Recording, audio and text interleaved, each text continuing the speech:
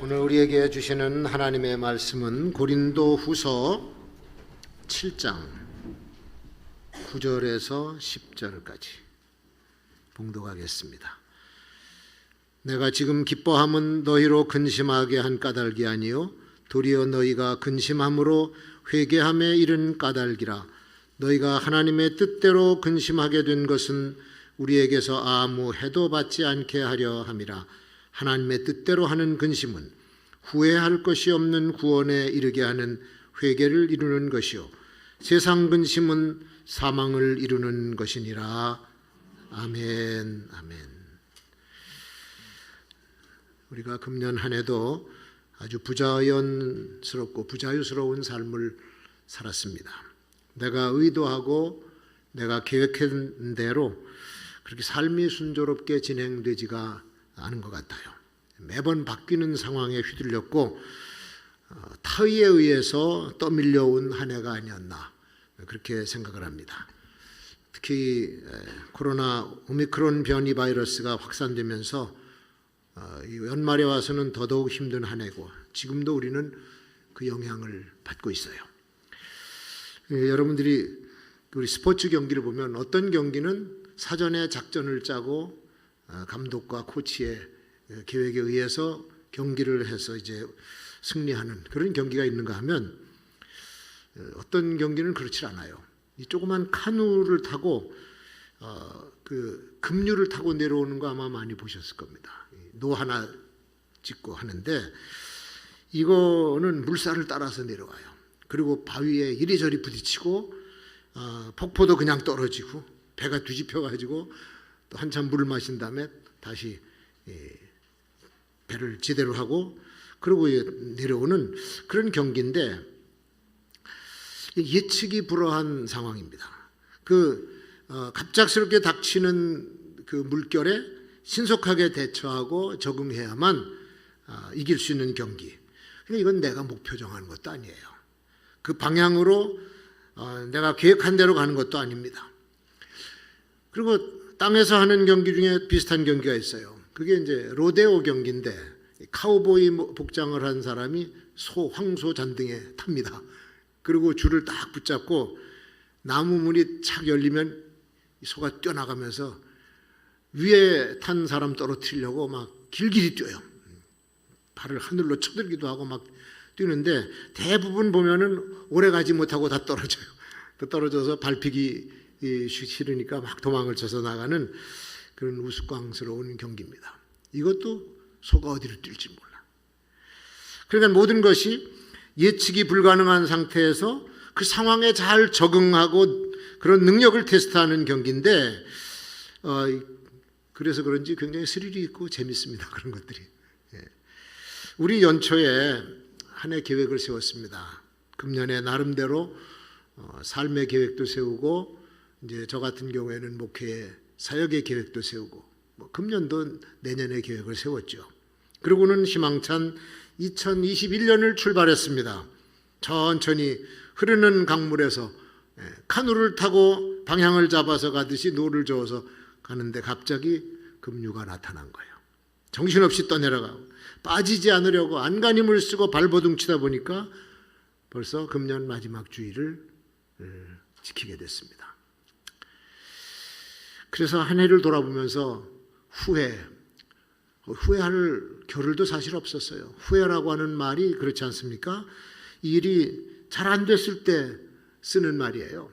그것도 남이 나에게 해준 일이 아니라 내가 생각하고 내가 계획하고 내가 하려고 했던 것이 내 기대대로 안 됐을 때 후회를 하는 겁니다.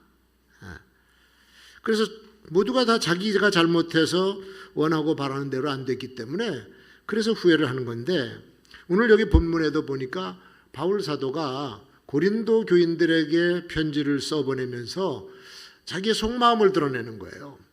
고린도 교인들이 바울을 무시했습니다. 처음에 멸시하고 그 다음에 당신이 뭔 사도요 무시하고 막 그랬습니다. 그래서 생각해 보세요, 여러분. 교인들이 자기를 그렇게 비난하고 믿지 않고 그러면 얼마나 속상하겠어. 그러니까 그걸 참고 견디다가 아무 소리도 안 했어요. 그리고는 고린도 교회를 떠나서 편지를 씁니다. 아마 고린도 전후서 사이에 어떤 편지가 하나 있었던 것 같아요. 거기다 쓴 겁니다. 쓰면서 약간 비난성, 책망성 그 편지를 썼던 거죠. 당신네들 그렇게 하면 안 되는 것이었다라고 써보내면서 편지를 보낸 것에 대해서 상당히 걱정을 하고 후회를 해요. 내가 괜히 그런 말을 했나, 그냥 속으로 새기고 말걸, 그렇게 마음을 가지고 있었는데 오히려 반응이 돌아오는 걸 보니까 괜찮은 반응이에요. 고린도 교인들이 그 편지 때문에 자기의 잘못을 뉘우치고 회개를 하고 신앙도 바로잡고 인격도 바로잡아간다는 소식이 들린 거예요. 그러니까 오늘 이 편지를 쓴 겁니다. 내가 걱정은 했고 후회를 했지만 당신들이 다 회개하고 오히려 유익이 됐으니 내가 오히려 후회를 하지 않는다. 그렇게 이야기하는 겁니다.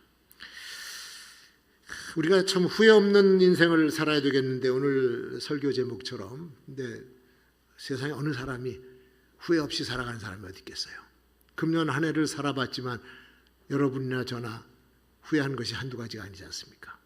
그럼에도 우리가 될 수 있으면 후회하지 않는 인생을 좀 살아보자. 그럼 어떻게 사는 것이 후회 없이 사는 거냐? 적어도 나에게 대해서는 부끄럽지 않고 좀 자랑스러운 것이 있어야 되지 않겠느냐, 그런 얘기죠. 자신에게 대해서. 삶이 힘들고 어려울수록 사람들이 짜증내고 불평하고 불만을 쏟아놓고 분노하고 그렇습니다. 평소에 그래도 자세를 바로잡고 살던 사람도 갑자기 어려움이 당하면요, 통제력을 잃어버려요. 그냥 그 상태로 두면 말도 자꾸 이상한 말이 나오고 행동도 이상한 행동을 합니다. 그럴 때일수록 우리 삶의 중심을 누가 잡아야 되냐? 스스로 잡아야지 누가 잡아줍니까? 나를 막 흔들어대는 요소가 엄청 많습니다, 세상에. 경제적인 압박 때문에 성실하게 살아온 나, 정직하게 살아온 그 모든 삶의 자세가 흔들릴 수가 있는 거예요. 물가는 막 껑충껑충 뛰는데 수입은 줄어가고 그 사람의 심리 상태가 얼마나 불안하겠습니까? 그때는 물질에 대해서 아주 민감한 반응을 보여요. 교회도 우리가 재정이 좀 여유가 있고 그러면 별소리 없습니다. 근데 조금 재정이 압박을 당하게 되면 장로님들이 신경질적이에요. 그러니까 재정이 막 줄어들고 큰일 났다 그러면요, 아주 민감해지는 것을 볼 수가 있습니다. 근데 전염병이 강한 바이러스가 확산되니까 사람들이 이러지도 못하고 저러지도 못하고 아주 패닉 상태에 들어가 있는 거죠.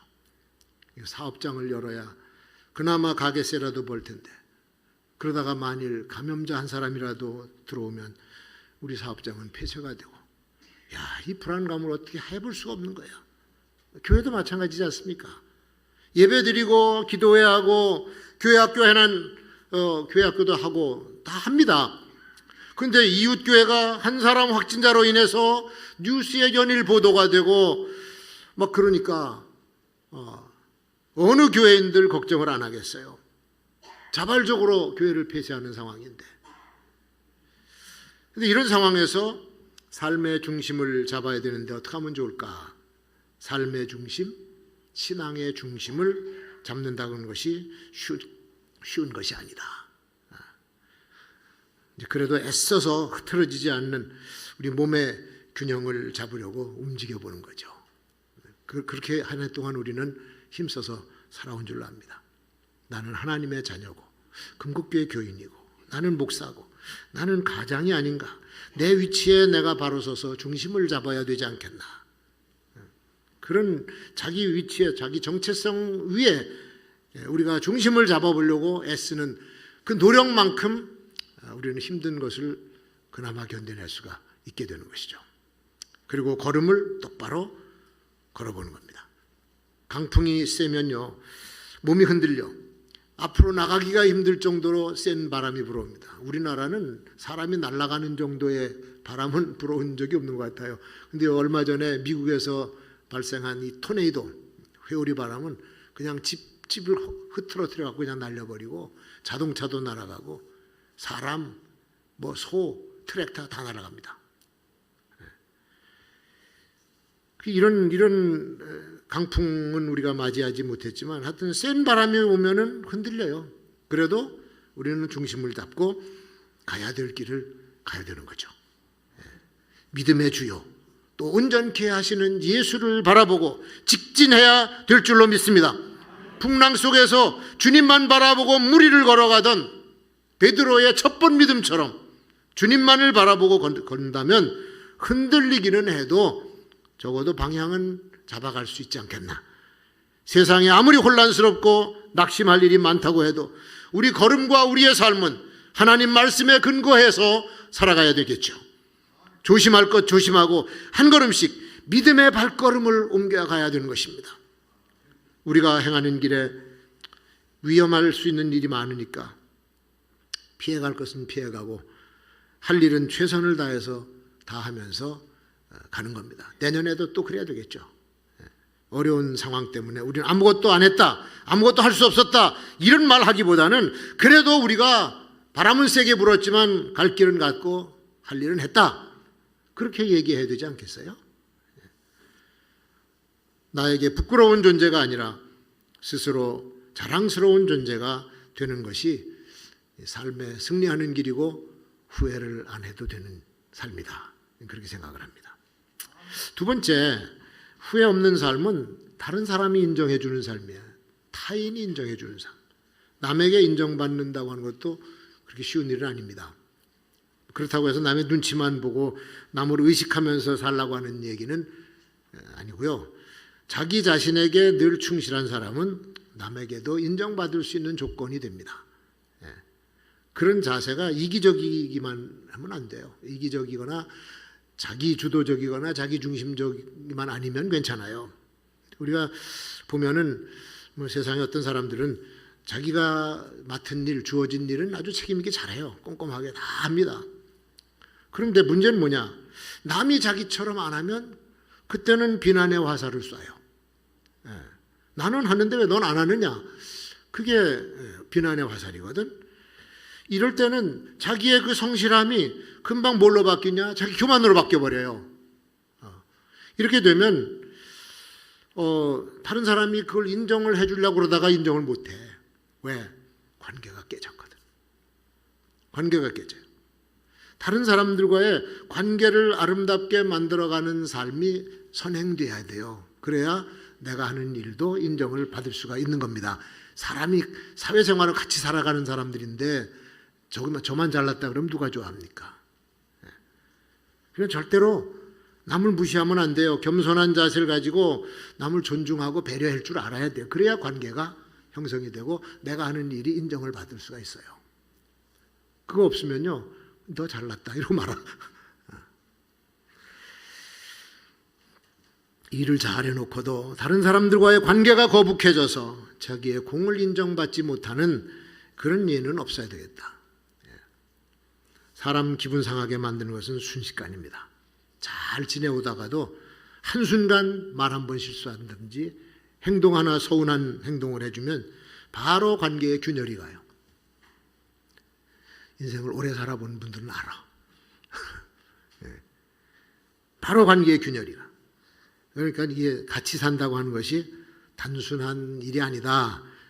다른 사람이 나를 볼 때 내 삶의 발전이 보여야 되는데 여러 방면에서 이전보다는 나아지는 내 모습을 볼 때 부러워하고 사람들이 존경을 하게 됩니다. 그것도 우리가 발전해야 되겠다라고 하는 중압감 때문에 되는 문제는 아니죠. 성실하게 자기의 길을 묵묵히 가는 사람에게서 나타나는 증거가 자기 발전입니다. 인생이라고 하는 것이 뭐 기말고사 앞둔 학생들의 벼락치기 공부입니까? 책을 읽는 것도 시험 치르기 위해서 부분적인 것만 외워가지고 공부하고 시험 답안지 써서 딱 제출하고서는 싹 잊어버려. 그게 무슨 공부예요? 그건 임시방편적인 삶인데 그런 삶을 살아서는 안 된다고 하는 얘기죠.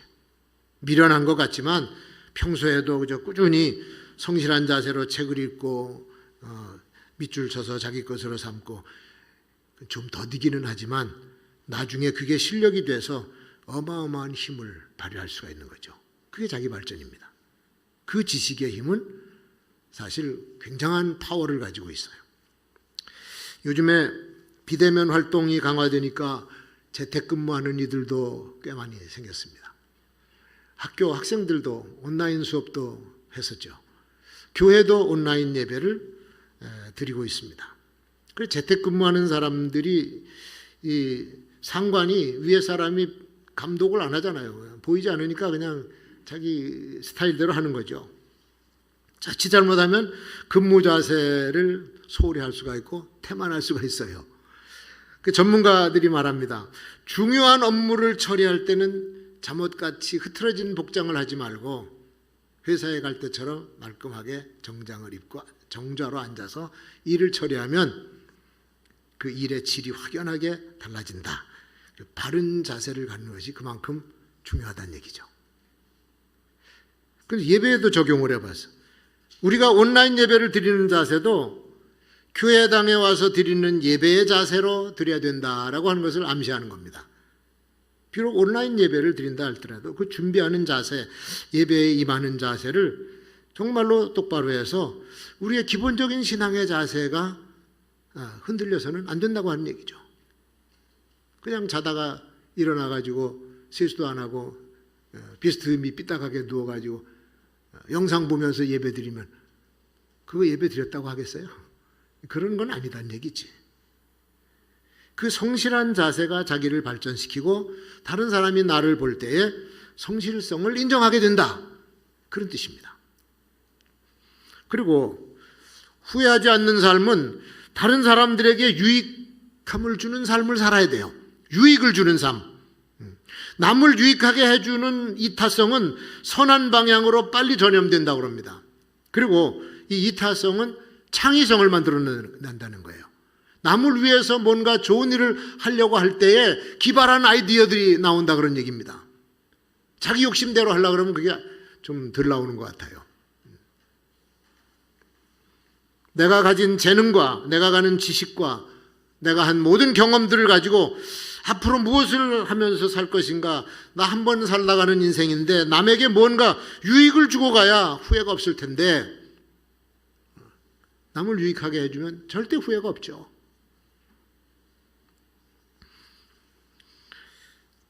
여러분도 나만 위해서 살 것이 아니라 좀 다른 사람을 위해서 배려하고 또 유익을 주면서 살아가는 그런 우리 금곡교회 성도들 되시기를 축원합니다.